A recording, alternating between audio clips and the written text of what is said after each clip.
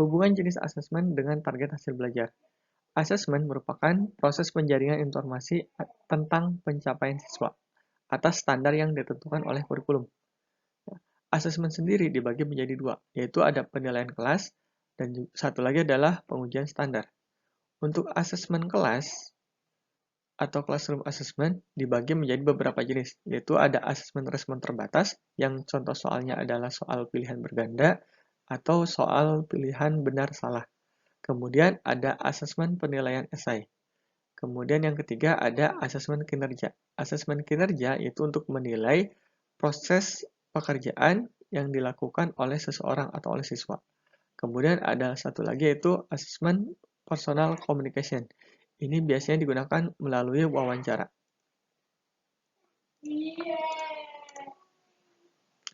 Nah, asesmen sendiri itu digunakan untuk menjaring informasi tentang pencapaian siswa. Pencapaian siswanya seperti apa?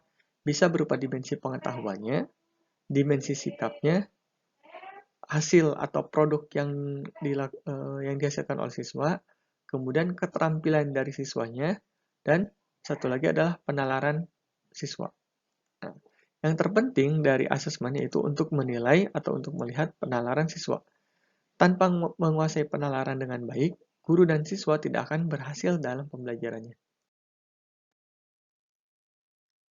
Penalaran sendiri itu apa? Penalaran merupakan proses kemampuan berpikir seseorang untuk mendapatkan suatu pengetahuan baru dengan cara melogikakan konsep-konsep yang diketahuinya berdasarkan bukti-bukti yang ada dan mengkontradiksikan dengan pengetahuan yang ada sebelumnya. Asesmen penalaran merupakan kegiatan pengumpulan bukti yang dilakukan secara sengaja untuk membuat hubungan antara pengalaman dan pengetahuan agar dapat menjelaskan apa yang dilihat, dipikirkan, serta disimpulkan. Ada beberapa tokoh-tokoh tentang ada beberapa tokoh-tokoh yang membahas tentang asesmen penalaran. Yaitu salah satunya adalah Bloom yang memang kita gunakan sampai saat ini dan memang umum digunakan di dalam dunia pendidikan. Kemudian ada Norris dan Ennis, ini tentang berpikir kritis, dan juga ada Marzano dan Quailmals. Prinsip-prinsip asesmen penalaran. Nah, ada beberapa prinsip dalam asesmen penalaran.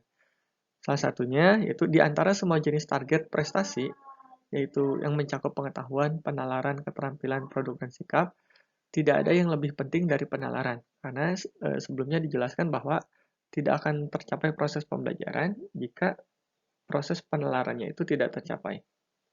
Kemudian, pembedaan istilah antara berpikir tingkat rendah dengan berpikir tingkat tinggi itu dikatakan kurang tepat. Yang ketiga, kita tidak perlu mengajarkan siswa untuk berpikir, karena kebanyakan siswa merupakan pemikir alami ketika mereka memasuki dunia sekolah. Nah, ketika mereka masuk ke dunia sekolah, mereka akan langsung berpikir apa yang akan mereka pelajari dan apa yang sudah mereka pelajari. Dan apa yang sedang mereka pelajari pada saat itu. Prinsip yang keempat adalah guru tidak perlu mengakses kemampuan penalaran siswa. Dengan pemahaman konseptual tentang proses penalaran, siswa akan dapat memonitor penalarannya sendiri dan penalaran orang lain. Pekerjaan guru adalah membantu bagaimana siswa dapat mengorganisasikan penalarannya dengan cara yang produktif, mengajar bagaimana memonitor penalarannya, dan memberikan dukungan positif ketika siswa mengalami penurunan motivasi dalam bernalar.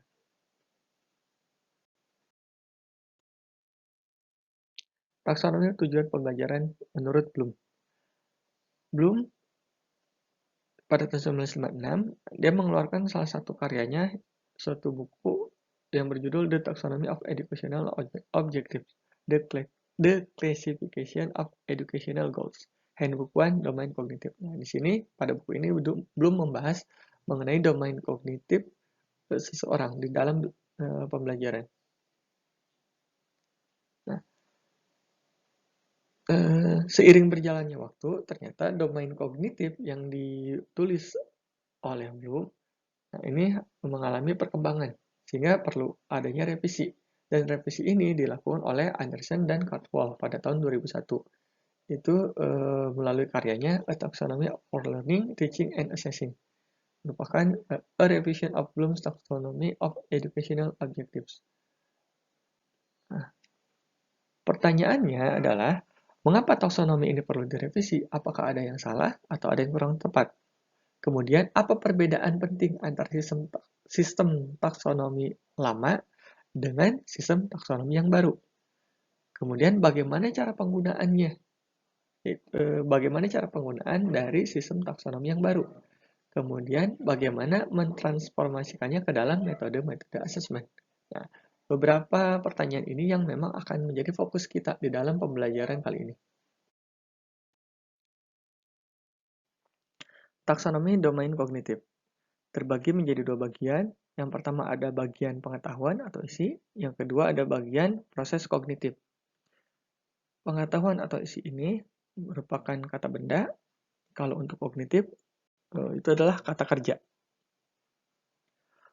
Untuk pengetahuan atau isi hanya terdiri dari satu dimensi, yaitu dimensi pengetahuan. Pada dimensi pengetahuan ini berisi tentang pengetahuan tentang hal-hal yang spesifik. Nah, hal-hal yang spesifik itu seperti apa? Yang pertama itu tentang terminologi, itu istilah. Nah, di dalam biologi banyak sekali istilah-istilah yang digunakan. Seperti apa itu gamet, apa itu gen, apa itu sel, dan seterusnya. Kemudian yang kedua adalah pengetahuan tentang fakta spesifik. Nah, fakta spesifik itu seperti apa? Misalnya seperti siapa yang pertama kali melihat sel? Kemudian siapa yang pertama kali menggunakan mikroskop? Dan seperti itu. Kemudian di dalam dimensi pengetahuan juga terdapat pengetahuan tentang cara-cara memperlakukan hal-hal yang spesifik. Yaitu apa saja? Pengetahuan tentang konvensi, pengetahuan tentang kecenderungan dan urutan, pengetahuan tentang klasifikasi dan kategori, pengetahuan tentang kriteria, serta pengetahuan tentang metodologi. Nah, masih di dalam dimensi pengetahuan, itu mencakup tentang pengetahuan tentang universal dan abstraksi, yaitu pengetahuan tentang prinsip dan generalisasi, serta pengetahuan tentang teori dan struktur. Untuk proses kognitifnya terdiri dari dimensi pemahaman, aplikasi, analisis, sintesis, serta evaluasi. Pada dimensi pemahaman ini mencakup tentang translasi, interpretasi, dan juga ekstrapolasi. Dimensi yang ketiga adalah aplikasi, yaitu penerapan atau penggunaan suatu fakta atau suatu prosedur. Kemudian, dimensi yang keempat adalah analisis. Analisis ini mencakup analisis elemen-elemen di dalam suatu fakta. Jadi, mempreteli fakta apa saja yang terdapat di dalam suatu konsep tersebut. Unsur-unsurnya apa saja. Kemudian, analisis hubungan. Mencari hubungan atau menentukan hubungan antara suatu fakta dengan fakta yang lainnya. Selain itu, ada juga menganalisis organisasi prinsip-prinsip. Dimensi yang kelima yaitu dimensi sintesis, tentang membuat bentuk komunikasi yang khas, membuat rencana atau seperangkat operasi, serta menurunkan seperangkat hubungan abstrak. Dimensi yang kelima adalah menilai berdasarkan bukti internal, dan yang kedua adalah menilai berdasarkan kriteria eksternal.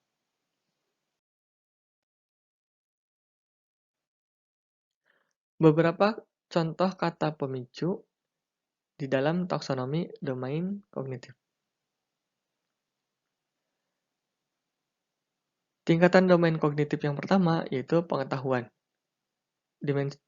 Tingkatan pengetahuan ini artinya dapat mengingat istilah, fakta, prosedur, hubungan, dan juga konsep.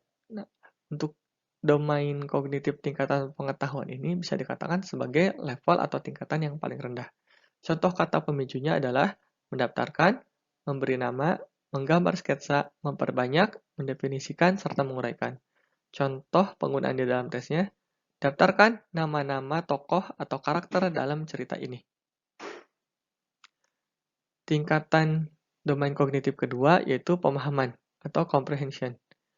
Artinya, memahami materi yang dipelajari, dapat menginterpretasikan dan menyatakan kembali dengan kata-kata sendiri. Contoh kata pemicunya yaitu menjelaskan, menginterpretasi, menyatakan kembali, menerjemahkan, memparafrase, serta meringkas. Contoh di dalam tesnya, misalnya siswa diminta untuk membaca suatu wacana. Kemudian, untuk soalnya, siswa diminta untuk menulis kembali gagasan utama di dalam wacana atau cerita tersebut. Ketika menjelaskan kembali mengenai gagasan utamanya, siswa akan menggunakan kalimat sendiri. Dia akan mengarang kata-katanya, tetapi berdasarkan fakta yang ada di dalam wacana tersebut. Tingkatan yang ketiga yaitu aplikasi, yaitu dapat menggunakan materi yang dipelajari pada konteks baru atau pada dunia nyata. Contoh kata kerjanya, kan, memanipulasi, mengoperasikan, memodifikasi, menggunakan, serta menghasilkan. Contoh di dalam tesnya, misalnya, menggunakan pengetahuan kamu tentang struktur cerita yang dibacakan di kelas. Tuliskan cerita baru tentang dirimu. Tingkatan yang keempat adalah analisis, yaitu memahami bagian komponen dari sesuatu dan dapat mengkategorikan unsur-unsur secara bijaksana. Contoh kata pemicunya yaitu menguraikan, mengkategorikan, mengklasifikasikan, membedakan, serta menguraikan. Contoh di dalam soalnya, uraikanlah cerita ini ke dalam bagian-bagiannya, kemudian jelaskan hubungan antara bagian-bagian tersebut. Tingkatan yang kelima yaitu sintesis, yaitu dapat menggabungkan pengetahuan, konsep, dan pemahaman yang terpisah menjadi suatu yang utuh atau menjadi satu kesatuan. Contoh kata pemicunya yaitu menggabungkan, menghubungkan, mengkategorikan, merakit, serta mereorganisasi. Contoh di dalam soalnya, misalnya, dengan menggabungkan kedua cerita tentang ikan paus ini, apa dugaanmu tentang masa depan populasi ikan paus di muka bumi? Atau misalnya kalau di dalam biologi, dengan menyajikan dua fakta tentang eh, dampak,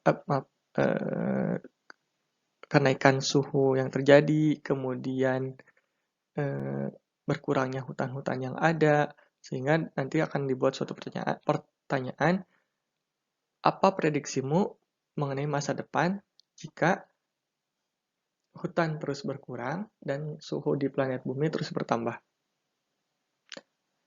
Kemudian yang kelima adalah yang keenam adalah evaluasi, yaitu dapat mempertimbangkan nilai dan kesesuaian sesuatu dengan menerapkan kriteria yang sesuai dengan cara yang logis. Contoh kata pemicunya adalah mengevaluasi, menilai, mempertimbangkan, memutuskan, serta mempertahankan. Contoh di dalam soal, menurut pendapatmu, apakah ini merupakan tulisan cerita yang baik? Mengapa?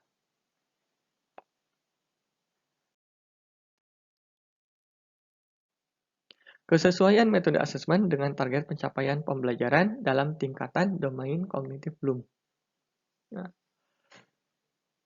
ini metode asesmen yang sebelumnya kita bahas di awal, yaitu ada asesmen respon terbatas, esai, asesmen kinerja, komunikasi personal. Kemudian tingkatan domain kognitif Bloom-nya ada tingkatan pengetahuan, pemahaman, aplikasi, analisis, sintesis, serta evaluasi. Nah, kesesuaiannya untuk dimensi pengetahuan ternyata dimensi pengetahuan ini dapat dibuat menjadi soal respon terbatas atau soal pilihan berganda. Kemudian bisa juga dengan menggunakan soal esai, bisa juga menggunakan asesmen kinerja, bisa juga dengan komunikasi personal atau melalui wawancara. Begitu juga dengan dimensi atau tingkatan domain kognitif, pemahaman, aplikasi, analisis, serta sintesis. Nah, semuanya dapat menggunakan metode asesmen yang ada, yaitu metode asesmen respon terbatas, esai, asesmen kinerja, dan juga komunikasi personal. Tapi untuk tingkatan domain kognitif evaluasi, ternyata kurang cocok jika menggunakan respon terbatas. Karena untuk mengevaluasi ini lebih cocoknya yaitu siswa menguraikan apa saja yang menjadi hasil evaluasinya berdasarkan kriteria-kriteria atau penilaian baik secara internal maupun eksternal. Dan untuk jika menggunakan respon terbatas, maka akan kurang pas, sehingga menjadi terbatas untuk mengetahui apakah siswa sudah mencapai tingkatan domain kognitif evaluasi atau belum. Nah, sehingga lebih cocoknya itu jika menggunakan metode asesmen esai, asesmen kinerja, atau komunikasi secara personal.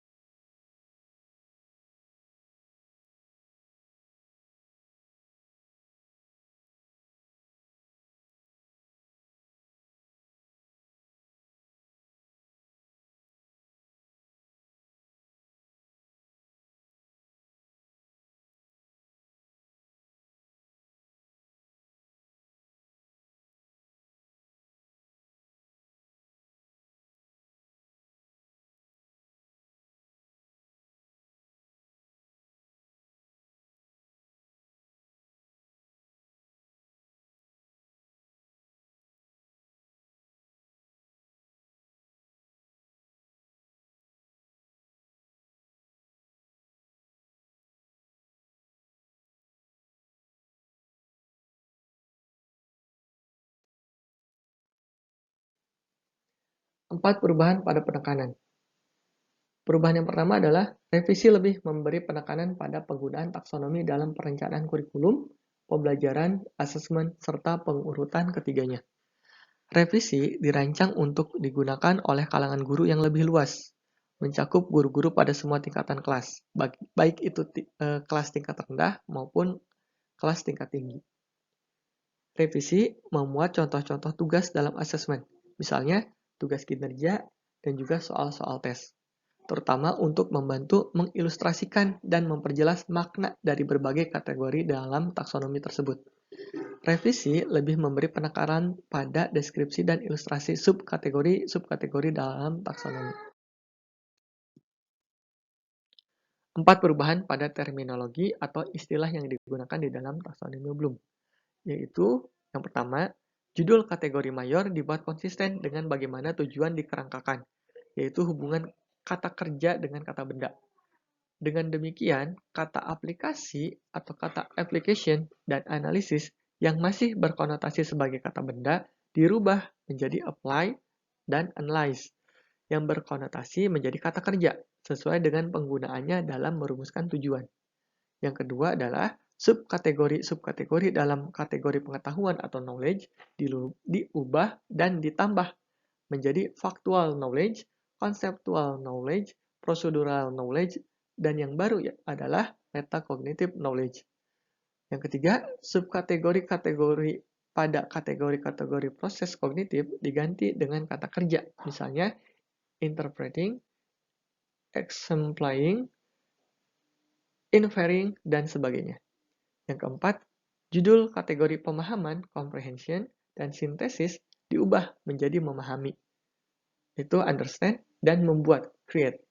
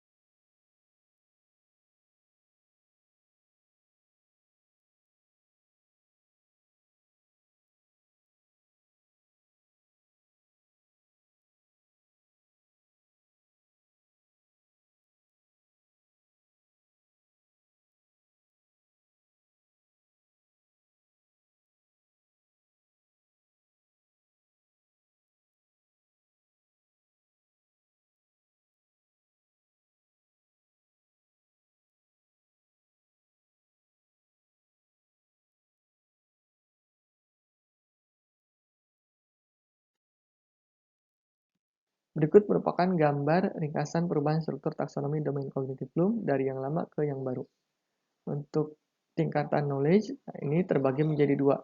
Ada kata benda, nah ini nanti dipisahkan menjadi dimensi yang berbeda. Kemudian ada kata kerjanya, yaitu remember.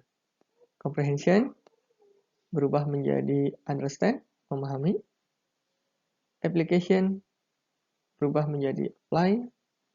Analyze berubah menjadi analisis berubah menjadi analyze. Sintesis, ini sintesis selain berubah menjadi create, membuat, juga bertukar posisi dengan evaluation, sehingga create itu berada pada tingkatan level 6, sedangkan evaluation berubah menjadi evaluate dan berada di tingkatan yang kelima. Kalau misalnya kalau untuk taksonomi Bloom yang lama, tingkatannya adalah yang pertama knowledge, yang kedua comprehension, yang ketiga application, yang keempat analysis, yang kelima synthesis, yang keenam adalah evaluation. Sedangkan pada taksonomi Bloom yang baru,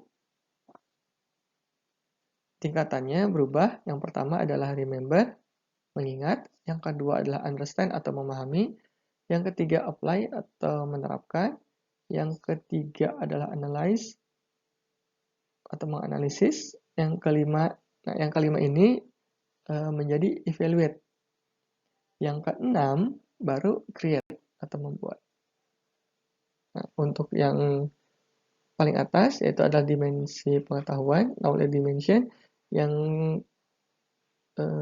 ke bawahnya itu adalah dimensi proses kognitif.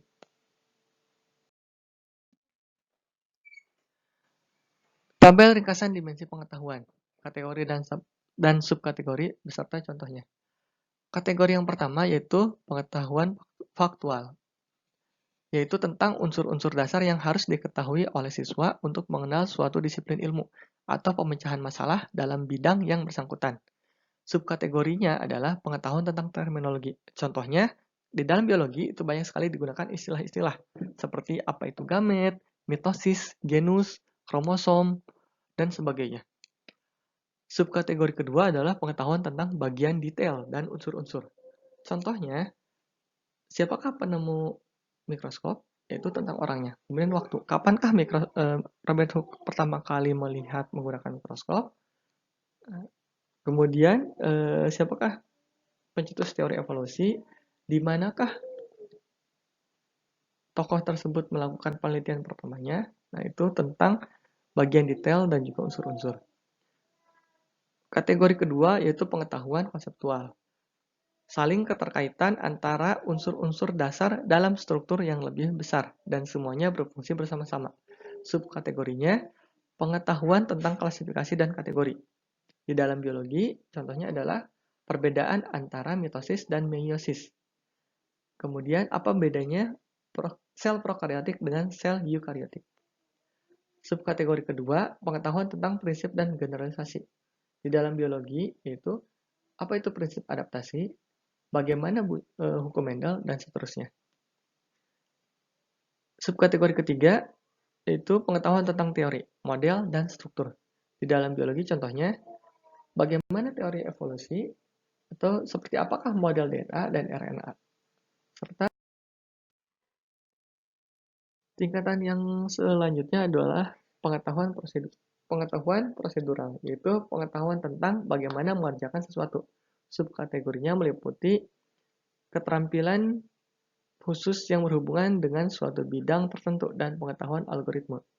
Di dalam biologi contohnya adalah bagaimana cara memipet dengan benar. Bagaimana posisi tangannya, bagaimana posisi jarinya. Hal tersebut mengenai keterampilan-keterampilan yang harus diketahui oleh siswa. Bagaimana cara mengukur air yang dididihkan di dalam gelas beker? Apakah termometernya harus di permukaan, harus di tengah, ataukah harus di dasar dari gelas beker tersebut? Contoh subkategori yang selanjutnya adalah pengetahuan tentang teknik dan metode yang berhubungan dengan suatu bidang tertentu. Contohnya adalah bagaimana menerapkan metode ilmiah untuk memecahkan suatu masalah. Bagaimana menerapkan metode ilmiah dalam penelitian biologi. Subkategori selanjutnya adalah pengetahuan tentang kriteria untuk menemukan kapan suatu prosedur tepat untuk digunakan. Contohnya, memilih teknik sampling yang sesuai untuk penelitian di padang rumput, memilih metode statistika yang sesuai untuk mengolah data. Contohnya, memilih teknik sampling yang sesuai untuk penelitian di padang rumput. Menggunakan metode apa? Apakah belt transect, ataukah menggunakan kuadrat, dan seterusnya. Kategori selanjutnya adalah pengetahuan metakognitif, yaitu mencakup pengetahuan tentang kognisi secara umum dan pengetahuan tentang diri sendiri. Siswa dituntut untuk lebih menyadari dan bertanggung jawab terhadap dirinya sendiri dan belajarnya. Subkategorinya mengenai pengetahuan strategik. Contohnya seperti ini. Bagaimana strategi belajar tentang bagian-bagian sel dan belajar tentang siklus metabolisme. Nah, urutan belajar tentang sel itu seperti apa? Bagaimana cara mempelajarinya? Harus dari mana dulu? Apakah harus dari membran selnya, atau dari dinding selnya, baru ke organel, atau sebaliknya? Kemudian tentang siklus metabolisme. Dari mana dia harus belajar tentang metabolisme? Contohnya pada kasus katabolisme, apakah dari siklus Krebs terlebih dahulu, ataukah dari transfer elektron, atau dari dekarboksilasi oksidatif baru ke glikolisis, atau bagaimana? Kemudian, pengetahuan tentang tugas kognitif termasuk di dalamnya pengetahuan tentang konteks dan kondisi yang sesuai. Bagaimana mempersiapkan diri untuk menghadapi ujian dengan soal bentuk pilihan ganda dan ujian yang boleh buka buku. Nah, sehingga siswa harus memiliki strateginya sendiri. Kemudian, bagaimana pengetahuan tentang diri sendiri. Mengenali mengapa mengalami kesulitan untuk memecahkan soal hitungan, mengapa lebih mudah mengerjakan soal pilihan ganda daripada soal uraian. Nah, siswa harus mengetahui tentang dirinya sendiri, apa yang menjadi penyebabnya. Kenapa dia begitu kesulitan untuk mengerjakan soal esai dibandingkan dengan soal pilihan berganda. Ringkasan dimensi proses kognitif. Kategori dan proses kognitif. Istilah lain yang digunakan, definisi serta contohnya. Kategori yang pertama adalah mengingat atau remember. Menarik kembali informasi yang tersimpan dalam memori jangka panjang. Proses kognitifnya ada mengenali dan juga mengingat. Nah, untuk mengenali seperti apa? Yaitu menarik kembali informasi yang tersimpan dalam memori jangka panjang agar dapat membandingkan dengan informasi yang baru. Contohnya ketika menggunakan soal pilihan berganda. Redaksi soalnya adalah sebutkan kembali urutan alat pencernaan makanan dari mulut hingga anus. Nah, siswa nanti akan mengambil informasi yang tersimpan di dalam memori jangka panjangnya, kemudian membandingkan dengan pilihan-pilihan yang ada pada soal pilihan berganda tersebut. Dan siswa diminta untuk memilih mana yang benar. Kemudian, proses kognitif yang kedua adalah mengingat atau recalling, yaitu menarik kembali informasi yang tersimpan dalam memori jangka panjang dengan menggunakan petunjuk yang ada.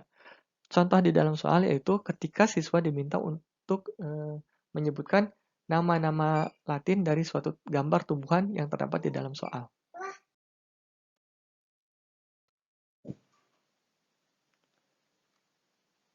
Yang kedua adalah mengerti atau understand, yaitu mengkonstruksi makna atau pengertian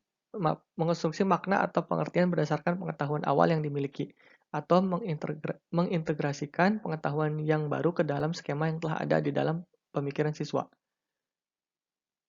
Subkategorinya ada menafsirkan, memberikan contoh, mengklasifikasikan, meringkas, menarik inferensi, membandingkan, serta menjelaskan. Untuk menafsirkan yaitu mengubah dari satu bentuk informasi ke bentuk informasi yang lain. Contohnya ketika siswa disajikan sebuah data mengenai pertumbuhan jagung dari minggu pertama sampai minggu ke-12. Pada wacana tersebut diberikan juga data-data pertumbuhannya. Kemudian terdapat di dalam wacana tersebut terdapat perbandingan antara jagung yang diberi pupuk dan jagung yang tidak diberi pupuk. Nah, pada soalnya adalah siswa diminta untuk membuat tabel perkembangan pertumbuhan jagung dari minggu pertama sampai minggu ke-12 berdasarkan redaksi yang diberikan di dalam soal tersebut. Nah, siswa diminta untuk mengubahnya menjadi ke bentuk yang lain, seperti membuat grafik. Yang kedua adalah memberikan contoh. Memberikan contoh ini yaitu memberikan contoh dari suatu konsep atau prinsip yang bersifat umum.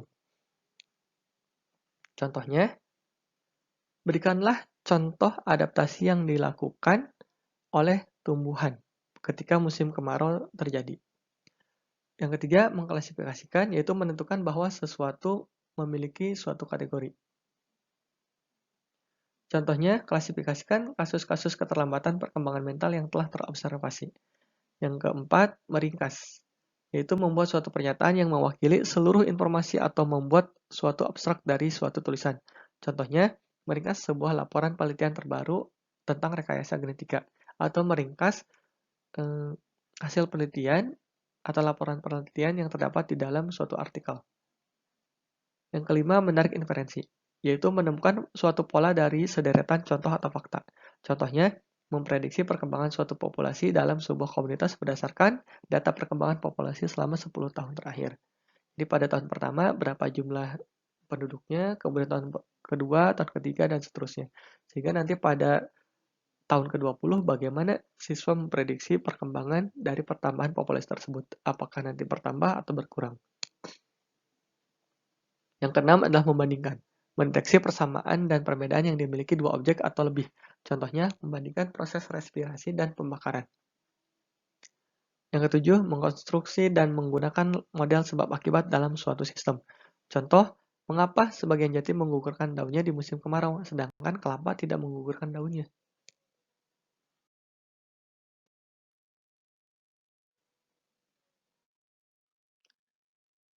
Kategori selanjutnya adalah mengaplikasikan atau apply, mencakup penggunaan suatu prosedur guna menyelesaikan masalah atau mengerjakan tugas. Yang pertama, menjalankan, yaitu menjalankan suatu prosedur rutin yang telah dipelajari sebelumnya. Contohnya, menghitung jumlah gamet dengan 2, 6, dan 17 sifat yang berbeda. Kemudian, mengimplementasikan, memilih dan menggunakan prosedur yang sesuai untuk menyelesaikan tugas yang baru. Contohnya, setelah melakukan percobaan fotosintesis Ingenhousz, siswa merancang percobaan serupa untuk tumbuhan darat. Nah, biasanya kan untuk percobaan Ingenhousz itu menggunakan tumbuhan air, yaitu hidrilla. Nah, bagaimana jika siswa tersebut menggunakan percobaan Ingenhousz dengan menggunakan tumbuhan darat? Yang keempat, menganalisis, yaitu menguraikan suatu permasalahan atau objek ke unsur-unsurnya yang menentukan bagaimana saling keterkaitan antara unsur-unsur tersebut. Yang pertama adalah menguraikan. Menguraikan suatu struktur dalam bagian-bagian berdasarkan relevansi, fungsi, dan penting atau tidaknya. Contohnya adalah menganalisis sebab-sebab semakin berkurangnya populasi burung kutilang di kota-kota Jawa Barat. Organisir, yaitu mengidentifikasi unsur-unsur suatu keadaan dan mengenali bagaimana unsur-unsur tersebut terkait satu sama lain untuk membentuk suatu struktur yang padu. Contohnya, menganalisis keseimbangan dinamis suatu ekosistem. Yang keempat, menemukan pesan tersirat, yaitu menemukan sudut pandang, bias, dan tujuan dari suatu bentuk komunikasi. Contohnya, menganalisis mengapa seseorang penulis di surat kabar mengatakan bahwa hutan di Jawa Barat masih cukup luas.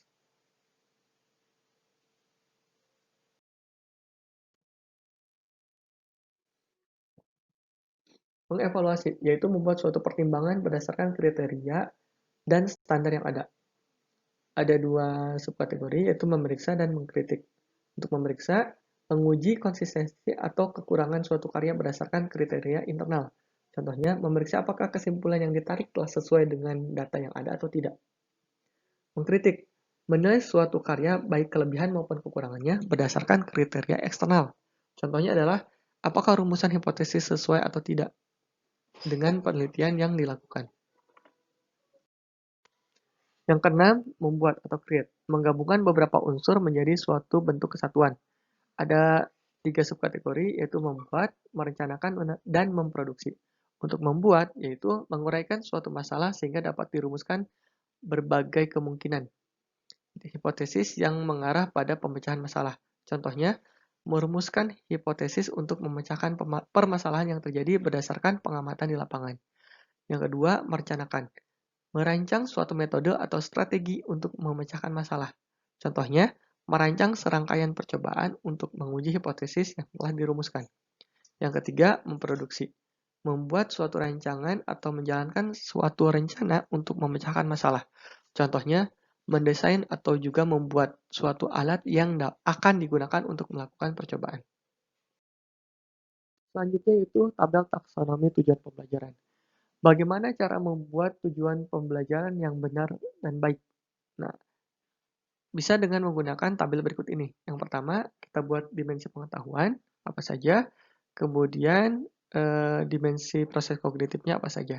Nah, biasanya kan untuk dimensi proses kognitif itu ada C1, 2, 3, sampai C6. Contohnya penggunaannya seperti ini.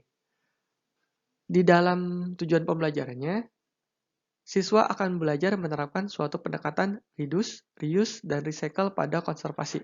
Nah, kita analisis dulu, mana yang termasuk kata kerja dan mana yang termasuk ke dalam kata benda. Atau mana yang termasuk dimensi pengetahuan dan mana yang termasuk ke dalam dimensi kognitif. Untuk kata kerja, yaitu proses kognitifnya adalah menerapkan. Nah, menerapkan ini termasuk dalam proses kognitif yang mana? Apakah mengingat, mengerti, menerapkan, menganalisis, mengevaluasi, atau mencipta? Nah, ternyata kita ketahui bahwa menerapkan adalah termasuk dimensi kognitif yang ketiga atau C3. Nah, letaknya di sini, di tanda panah. Kemudian satu lagi untuk dimensi pengetahuannya. Untuk kata benda. Nah, kata benda yang digunakan adalah pendekatan reduce, reuse, recycle pada konservasi. Nah, kata benda ini termasuknya ke dalam dimensi pengetahuan yang mana? Apakah pengetahuan faktual, pengetahuan konseptual, prosedural, atau metakognitif? Untuk pendekatan reduce, reuse, recycle itu adalah suatu cara untuk mengurangi sampah yang ada. Nah, dimensi pengetahuannya masuknya ke yang mana? Ternyata reduce, reuse, recycle ini adalah suatu prosedur, suatu langkah-langkah. Nah, ternyata untuk langkah-langkah ini masuknya ke dimensi pengetahuan prosedural. Sehingga jika kita tarik, titik temunya berada di sini. Untuk dimensi kognitifnya adalah C3, aplikasi atau menerapkan, dan dimensi pengetahuannya adalah dimensi pengetahuan prosedural yang ketiga. Jadi untuk tujuan pembelajarannya adalah C3 prosedural. Seperti itu. Dan tabel ini dapat juga digunakan untuk membuat soal, untuk membuat asesmen respon terbatas, atau membuat soal-soal pilihan berganda atau soal-soal yang lainnya. Sehingga kita bisa mengetahui termasuk ke dalam dimensi kognitif yang mana soal yang kita gunakan. Dan juga dimensi pengetahuannya apa. Nah, untuk contoh-contoh kata kerja operasional yang dapat digunakan di dalam ranah kognitif bisa Anda dapatkan di sumber-sumber yang lain. Bisa juga mencari di Google.